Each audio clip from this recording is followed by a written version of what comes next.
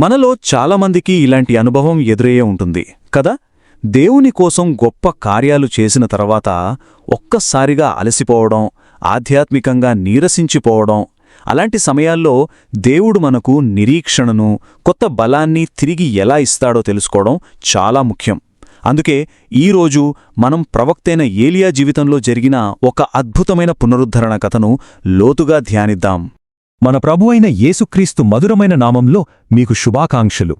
సరే, మన కథ ప్రవక్తయైన ఏలియాతో మొదలవుతుంది. తన జీవితంలో సాధించిన ఒక అసాధారణమైన విజయం తర్వాత ఊహించని విధంగా తీవ్రమైన భయం ఆయన్ని ఎలా ఆవరించిందో ఇప్పుడు చూద్దాం. ఒక్కసారి ఈ రెండింటి మధ్య ఉన్న తేడా చూడండి, ఎంత పెద్దదో.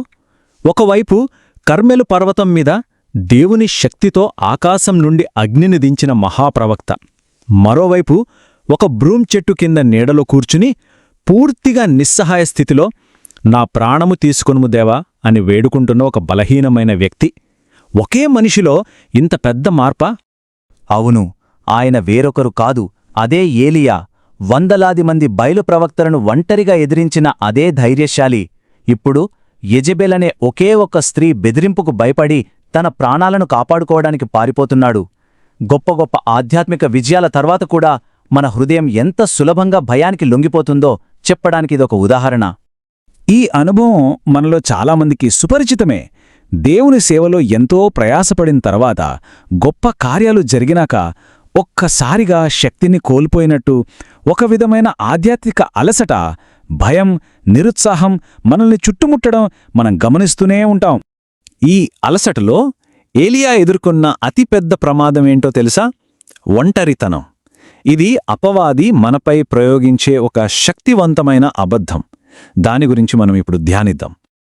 ఆధ్యాత్మిక ఒంటరితనమంటే ఏంటంటే అది మనల్ని మనతోటి విశ్వాసుల సహవాసం నుండి, చివరికి దేవుని సన్నిధి నుండి వేరుచేసే ఒక పన్నాగమనమాట.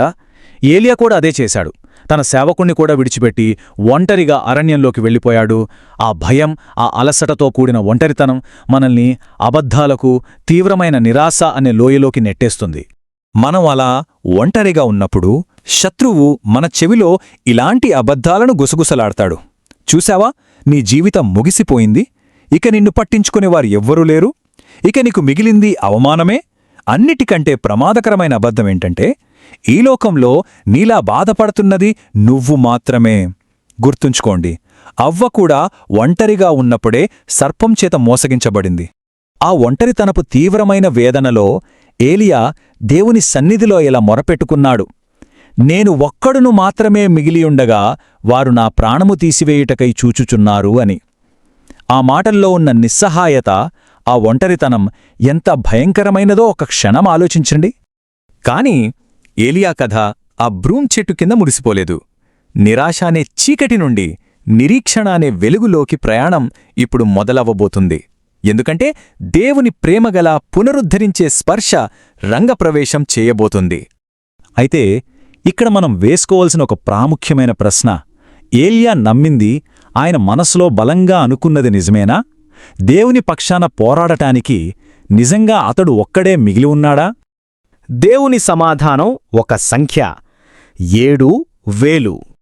ఆ తర్వాత దేవుడు అసలైన సత్యాన్ని బయటపెట్టాడు. ఏలియా, బయలుకు మోకరిల్లని 7,000 మందిని ఇశ్రాయేల్లో నేను కాపాడాను. చూశారా, నేను ఒంటరి అనే ఏలియా నమ్మిన అతిపెద్ద అబద్ధాన్ని దేవుడు తన శక్తివంతమైన మాటతో ఒక్కసారిగా బద్దలు కొట్టాడు.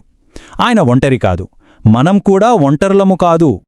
దీని నుండి మనందరం నేర్చుకోవలసిన అతి ముఖ్యమైన పాఠం ఇదే. ఈ ధ్యానం యొక్క కీలక సందేశం ఇది: మీ జీవితం ముగిసిపోలేదు. ఈ అలసట, ఈ నిరుత్సాహం మీ కథకు ముగింపు కాదు. అవును, ఏలియా కథ ఆ బ్రూమ్ చెట్టు కింద ముగిసిపోలేదు. ఆయన ఎదుర్కొన్న ఆ అలసట కాలం ఆయన జీవితానికి ముగింపు కాదు. వాస్తవానికి అది ఆయన పునరుద్ధరణకు మరియు అంతిమంగా అగ్నిరథంపై పరలోకానికి ఆరోహణమవ్వడానికి ఒక నాంది మాత్రమే. దేవుడు ఏలియాను ఎలా పునరుద్ధరించాడో చూడండి. ఇది హడావిడిగా జరిగింది కాదు, ప్రేమతో అంచెలంచెలుగా జరిగిన ప్రయాణం. మొదట ఆయనకు అప్పుడు అత్యంత అవసరమైన విశ్రాంతినిచ్చాడు. తరువాత తన దూత ద్వారా ఆహారమిచ్చి శారీరకంగా బలపర్చాడు. ఆ తరువాత హోరేబు పర్వతం మీద తన స్వరంతో ఏలియాతో మాట్లాడి ఆయన్ని కలుసుకున్నాడు. చివరగా అతనికి ఒక కొత్త నియామకాన్ని, కొత్త బాధ్యతనిచ్చి పూర్తిగా పునరుద్ధరించాడు. దేవుడెంత ఓర్పుతో ప్రేమతో మనల్ని తిరిగి నిలబెడతాడో కదా. ఒకవేళ ప్రస్తుతం మీరు కూడా అలాంటి అలసట కాలంలో ఉన్నట్లయితే ఒకటి గట్టిగా గుర్తుంచుకోండి. అది మీ ముగింపు కాదు. అది దేవుడు మిమ్మల్ని మరింత లోతుగా బలపరచడానికి, తనతో మీ బంధాన్ని ఇంకా దృఢపరచడానికి వాడుకునే ఒక విశ్రాంతి సమయం మాత్రమే. కాబట్టి దేవుని వాక్యం మిమ్మల్ని బలపరుస్తుండగా ధైర్యం తెచ్చుకొని లేచి నిలబడండి.